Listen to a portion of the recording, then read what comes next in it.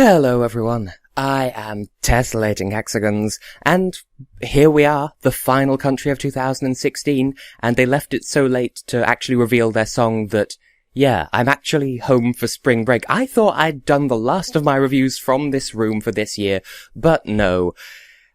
We've finally found the song from a country who have spent the last 2 years, as their official Twitter account put it, singing the Song of Silence, which Portugal seems rather keen to be covering this year, sadly. I'm referring, of course, to the lovely Bulgaria, who are making their return to the contest since they disappeared after 2013. In the intervening time, they have had a fair amount of good times with the junior contest, so you can't say that they haven't been busy. And their official Twitter account, by the way, is absolutely brilliant. I fully recommend following at @BG_Eurovision on Twitter. I'll put a link in the video description. I'll put the Twitter handle on screen. Go and check them out. They are brilliant. They are great at PR, and that's exactly what they are there. Bulgaria, National Television, Public Relations. I think that's who they are. I don't know. The point is, they are a brilliant Twitter account. They are so personable. I think, as of today, or maybe yesterday, they've actually made the song and the instrumental version free to download from their website. How nice is that? They are just brilliant people. Anyway, they announced a little while back that because of her popularity the last time she took part in the adult Eurovision contest, and because of her finesse and capability as the host of the 2015 junior contest, Bulgaria will once again be represented by the lovely and talented Miss Poli Genova. I think it's pronounced Genova. I've been told it's Genova, but it could be Genova or Genova, but I've seen it written in Cyrillic, and it's written with the Cyrillic G, so I think it's Genova. Polly, if you're watching, I would appreciate the clarification, but anyway, she was last seen representing her country in 2011 with the song Na Inat, which means for spite. She came 12th in the semi-final, I think, and then she went on to host the Junior Eurovision last year, as I mentioned. Now she's back at Adult Eurovision with the song If Love Was a Crime, which is mostly in English. There's one repeated line in Bulgarian, but I don't need to translate that for you. Well, I could translate that one line in Bulgarian for you, but it's got nothing to do with the title of the song, so you know what I'm talking about. Is it just me that the one line of Bulgarian in the song does actually seem really easy to understand? Is it just me being good at languages? It's fairly obvious what Dai mi ljubavta means, or do I have to explain it? Nah, it's obvious enough. So what are my initial thoughts about this song? Okay, first of all, I brought it up when Sweden got it right, so it's only fair that I say, this is kind of a practical application of what I was saying before about the English language not really caring about the subjunctive anymore. In a grammatically perfect world, it would be if love were a crime, but literally nobody cares, not even me. And I pride myself on having accurate grammar, etc. It's the same kind of acceptable deviation as ending a sentence with a preposition. You're not supposed to do it, but literally nobody cares, and we know what you mean, so whatever. Now that irrelevant little nothing is out of the way, well, I will say, for some reason, and I have no idea why, I went into this song expecting it to be pogo pop. You know, a pop song with a really bouncy tempo, kind of like Albania in 2010 or Russia this year. That's absolutely not what we got in the end, and honestly, I think the song's tone benefits from having a consistent, not bouncy beat quite a bit as a consequence. In short, Bulgaria is back with a bang, and it's grand final or bust as far as they're concerned, which is a good mentality to have, I must say. So what are the good points of this song? Well, I'll freely admit, after her Where Is My Dress routine from the junior contest, and bearing 2011 in mind, I had absolutely no idea what to expect from Polly this year, apart from that it would most probably be a really good, really catchy song, just like, well, Where Is My Dress and Na Inat. And you know what? As expected, she's delivered. Somehow, despite her eclectic mix of performances and performance styles, this song still sounds very identifiably Poli Genova. And very modern while it's at it. I'm not saying that her other music doesn't sound modern. It's just this sounds very now, like Bulgaria are very in tune with what is popular here and now. And I'm not saying they're chasing it for the sake of being popular. They know what works and they found a way of making it their own, and I admire that. And I don't want to whore out the term unique identity too much, but since this is the last main single song review of the 2016 season, I think I can get away with saying it one last time. This song has a unique identity, because it sounds very Poli Genova, it has that Bulgarian sound to it, it has the line in Bulgarian, it's got that little flute instrument that I'll come back to in a moment.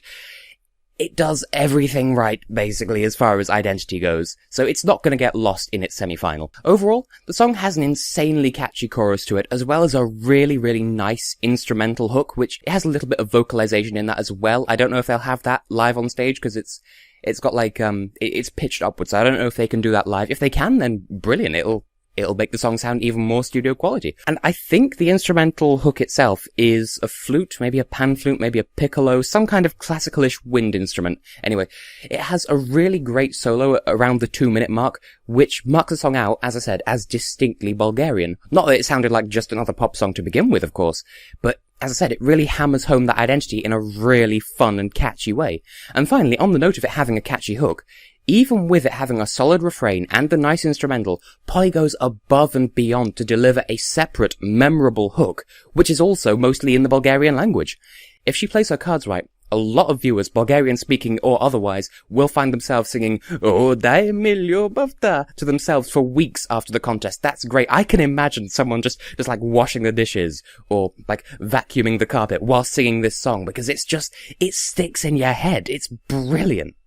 And it helps, as I said, with the identity of the song. It helps it to stick in your head, and it shares a small part of Bulgaria's language in so doing, in an easy to memorize, easy to pronounce way. Great stuff, because I know Bulgarian can be a bit tricky to pronounce in some places, but how hard is it to say, "Oh, dai mi lyubavta"? I could go full Dora the Explorer and ask you to say it with me, but it's easy enough to say, and it's catchy, and it's memorable, and just well done, Bulgaria. But let's look at the other side of the coin, because I want to consider every song's ups and downs before giving a final verdict.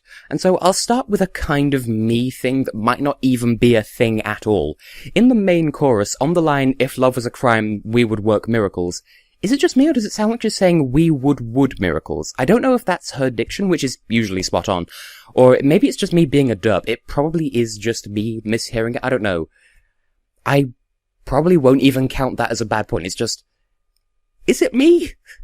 Anyway, my main actually valid point of hesitation here is that at 2 minutes and 20 seconds into the song goes completely silent. That's okay. That's a normal musical trope, and it's not the only song this year or ever to have done that. But typically, in Eurovision, if a song goes quiet, the audience is going to start cheering, and the host broadcaster will turn up that cheering to say, "Look, the audience are cheering," because the audience might think the song is over, which could potentially mess with the flow of the live staging. That's never really been an issue before, but just in case. Incidentally, that's why Eurovision songs tend to end suddenly, punctually, or on a vocal, rather than fading out slowly. It's about telegraphing to the audience when the song ends, and if the song goes quiet about 2 minutes in, people might misread that as the song ending. I will also concede that, catchy though the song is, I feel like it ends just before it starts to get too repetitive. But for people with a shorter tolerance for this style of music, they might run out of patience a bit sooner, kind of like with Azerbaijan. Other than that, I guess you could say that the English lyrics are a bit generic, or that they do the thing that Croatia's song does, where it sticks to the metaphor really closely. And again, I have no idea why that bothers me, because it's good that the song is so consistent with its imagery. Perhaps it's just my brain reading it as the song forgetting that it's a metaphor. I don't know. I might not even count that as a bad point either. It's just that much of a me thing. I will say though, this one will need careful staging to avoid getting lost in itself, if you know what I mean. Because if she just stands there with a couple of backing dancers, it might not have a full impact. It's gonna need something to really make it pop. I mean, come on. This is Poli Genova we're talking about. She will deliver on the live staging. I don't think we need to worry about that, but it's still something that needs to be considered for this song. So how would I rate it out of 10? Well, I will say I kind of want to apologize this year because I gave a lot of songs a score of 10 out of 10. I did worry that maybe my standards have slipped since last year. Maybe I'm getting a bit nicer, a bit less strict, but no. I went back and checked every song that I awarded a perfect 10 to this year. I stand by that. And Bulgaria is now one of those countries. I really do love this song. It's impressive, it's fun, it's catchy, it's sassy, it's engaging, and it's Poli, aiming to bring her country back to Eurovision in the blaze of glory that they deserve, since Bulgaria is so tragically good at placing consistently just outside the top 10 in semi-finals. Now, I do concede that for next year's reviews, I might shake up the score out of 10 segments a little bit just to try and even out, try to make sure that I fully clarify why I give a song a 10 out of 10 if I give it a 10. But as it is, I stand by all the 10s that I've awarded this year, including Bulgaria, because this year is a strong year, despite what the haters say. And you know what? Bulgaria is more than perfect evidence of that. Strong song, strong year. I'm not budging on this matter. So how does it stack up to Bulgaria's last participation in 2013? Because it feels like they've been gone for so much longer than that. But anyway, for those who need reminding, their last entry was Elitsa Todorova and Stoyan Yankulov and the song Samo Championi.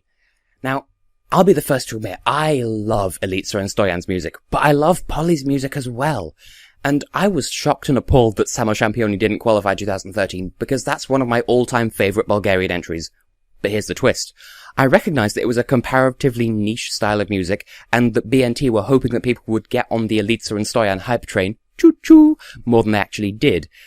And here's the second twist. I actually like Poli's song even more. So, overall, it's probably the better Eurovision package. Yes, she was chosen for more or less the same reasons as Elitsa and Stoyan, in that they're both popular with the Eurovision crowd, they brought their country to relative success in the past, be that coming 5th in 2007, or almost qualifying in 2011 and hosting a junior contest in 2015 with Style and Aplomb as the case may be. But be that as it may, Poli's song is more marketable, it sounds more modern and less niche, even though I do really like Elitsa and Stoyan's style, but this song requires less background explanation for you to properly get into it and love it. Plus, I mean, come on, it's catchy as all hell. It may be the latest addition to the Eurovision lineup this year, but it's easily the most memorable of the bunch. Bravo, Bulgaria. Oh, daj mi ljubovta, they will never break you down. Now, do I think it'll qualify?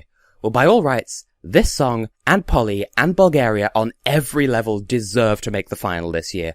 I won't say that semi-final 2 is the weaker of the two, but semi-final 1 is ridiculously strong as far as popular contending songs goes. So, being in the second half of the second semi-final, the only real immediate threats to this song qualifying are probably Norway and Ukraine given the fan responses. Overall, it would take a crap live performance to keep this out of the final, in an ideal and just world. And have you met Poli Genova? She lives and breathes stage presence no matter the application. Case in point, just look up the Junior Eurovision and the Intervlac last year, the Where Is My Dress thing that I mentioned. It was strange, but she carried it off incredibly. So I don't doubt that Bulgaria have some strong plans. They intend to deliver the goods. And I think Poli's going to sing her heart out when she gets to Stockholm. And rightly so, I think she's going to storm the semi-finals, honestly. I want to see Bulgaria in the final, and they deserve it more than ever this year, so I will say, good luck, Bulgaria. Welcome back to the contest. We're so happy to have you back, and on such a powerful note as well. You're incredible. So, good luck, and yeah, I'm probably going to vote for you. So, well, see you in Sweden.